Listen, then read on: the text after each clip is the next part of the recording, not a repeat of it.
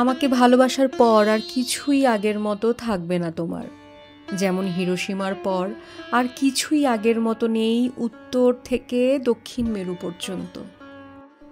যে calling bell বাজেনি তাকেই মুহুর্মুহু শুনবে বজ্রের মতো বেজে উঠতে, এবং থরথর করে উঠবে দরজা জানালা আর তোমার হৃৎপিণ্ড।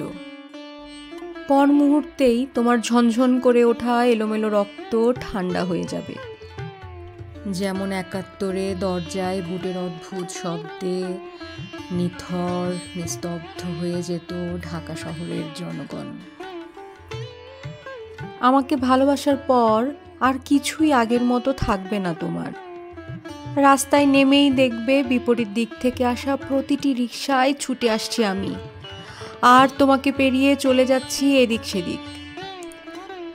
তখন তোমার রক্ত আর কালো চশমায় এত অন্ধকার যেন তুমি ওই চোখে কোনো কিছুই দেখোনি। আমাকে ভালোবাসার পর তুমি ভুলে যাবে বাস্তব আর অবাস্তব, বস্তু আর স্বপ্নের পার্থক্য।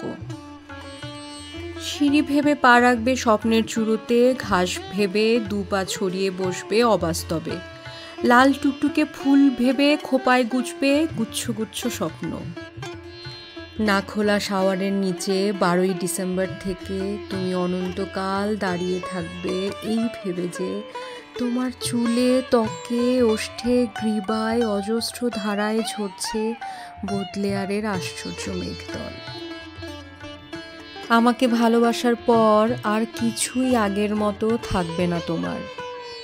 নিজেকে দুরারোগ্য ব্যাধিগ্রস্ত মনে হবে, যেন তুমি শতাব্দীর পর শতাব্দী শুয়ে আছো হাসপাতালে। পর মুহূর্তেই মনে হবে মানুষের ইতিহাসে একমাত্র তুমিই সুস্থ, অন্যরা ভীষণ অসুস্থ। শহর আর সভ্যতার ময়লা স্রোত ভেঙে তুমি যখন চৌরাস্তায় এসে ধরবে আমার হাত, তখন তোমার মনে হবে এ শহর আর বিংশ শতাব্দীর জীবন ও সভ্যতার নোংরা পানিতে একটি নীলিমা ছোঁয়া মৃণালের শীর্ষে তুমি ফুটে আছো এক নিষ্পাপ বিশুদ্ধ পদ্ম।